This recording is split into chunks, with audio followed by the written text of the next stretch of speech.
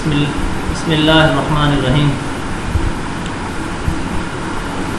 قرآن مجید کا تعارف سے متعلق ہمارا آج کا تیسرا لیکچر ہے۔ میں ہوں doctor Muhammad Sulaiman Asadi, government post graduate college Karor Lalesan لیا۔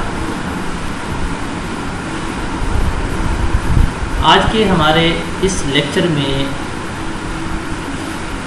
قرآن مجید کے نزول سے متعلق اور وحی سے متعلق گفتگو ہوگی۔ قرآن مجید نبی صلی اللہ علیہ وسلم پر کب نازل ہوا، کہاں نازل ہوا، سب سے پہلی صورت کون سی نازل ہوئی، کتنی آیات نازل ہوئیں، اس ضمن میں یہ سب سے اہم چیزیں ہیں۔ نبی صلی اللہ علیہ وآلہ وسلم کی جب عمر مبارک 35 برس کی ہوئی تو آپ علیہ الصلوۃ والسلام غار حرا میں عبادت کے لیے تشریف لے جایا کرتے تھے، اور احادیث میں آتا ہے کہ آپ التحنس یعنی ایک خاص قسم کی عبادت تھی جس کا تذکرہ بخاری میں موجود ہے کہ آپ التحنس یعنی اللہ تعالیٰ کا ذکر و اذکار کرنا، اللہ تعالیٰ کی یاد کرنا، تو 35 برس کی عمر میں نبی صلی اللہ علیہ وآلہ وسلم غار حرا میں گوشہ نشینی کی صورت میں اللہ تعالیٰ کو یاد کیا کرتے تھے۔ تو یوں جب آپ کی عمر 40 برس کی ہوتی ہے تو رمضان المبارک میں اللہ تعالیٰ نے اپنے فرشتے حضرت جبریل امین کو وحی دے کر بھیجا کہ جاؤ یہ وحی حضرت محمد صلی اللہ علیہ وسلم تک پہنچا دیں۔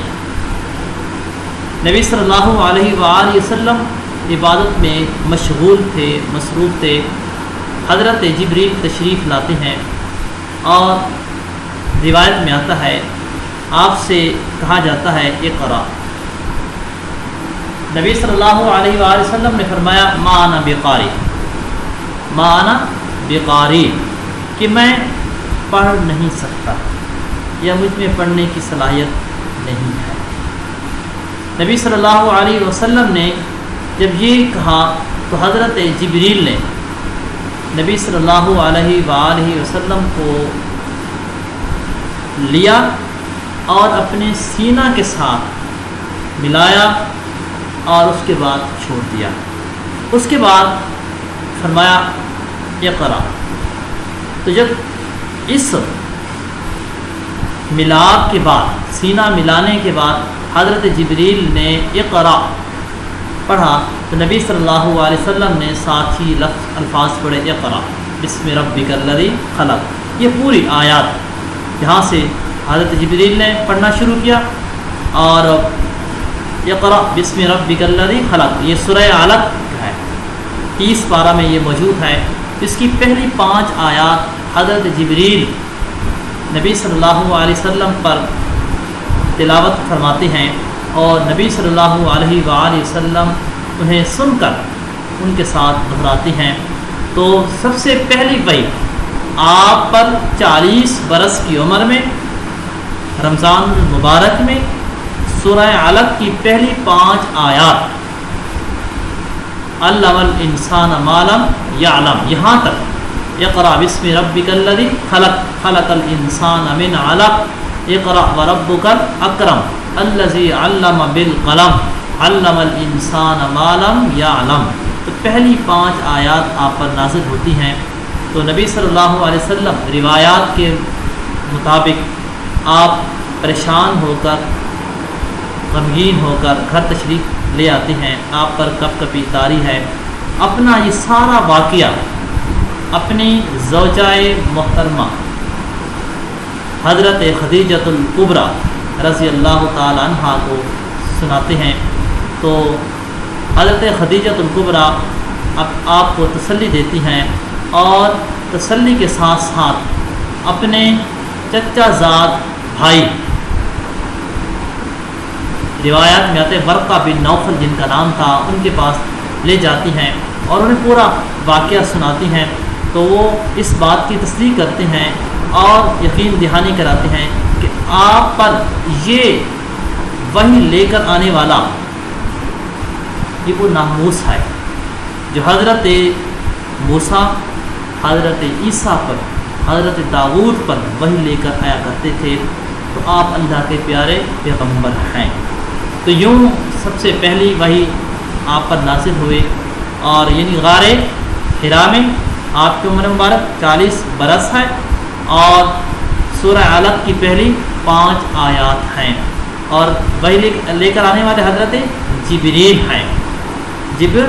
ہیں، اور اس کے بعد یہ ہے کہ وحی ختم ہو جاتی ہے، اور پھر دوسری وحی جو آپ پر نازل ہوتی ہے وہ تقریباً 6 مہینہ کے بعد آپ پر نازل ہوتی ہے، اور اسی پہلی وحی اور دوسری وحی کے دوران جو عرصہ ہے اسے فترۃ الوحی کا زمانہ کہا جاتا ہے، یعنی وحی کا رک جانا۔ بعض رات نے اس سے زیادہ بھی عرصہ کہا ہے، لیکن زیادہ رائے یہی ہے کہ 6 مہینہ تک آپ پر کوئی وحی نازل نہیں ہوتی۔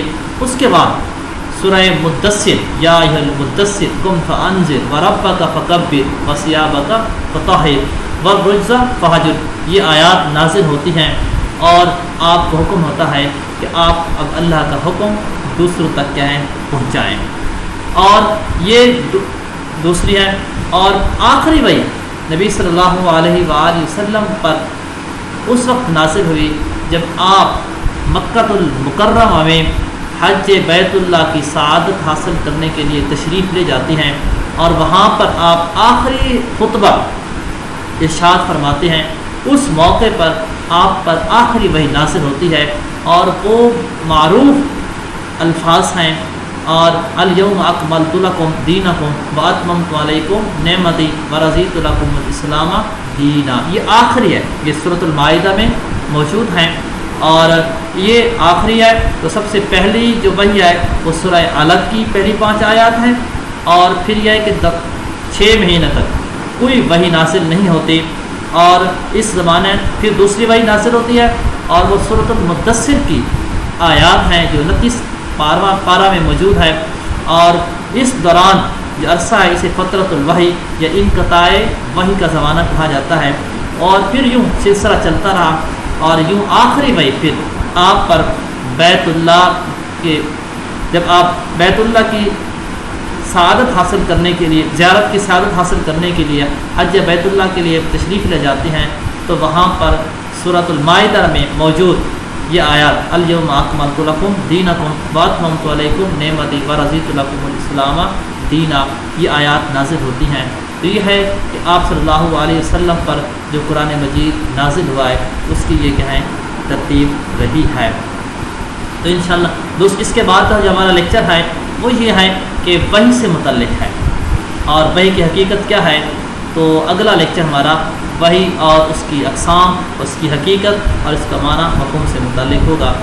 تو انشاءاللہ اگلے لیکچر میں اسی پر گفتگو ہوگی۔ والسلام۔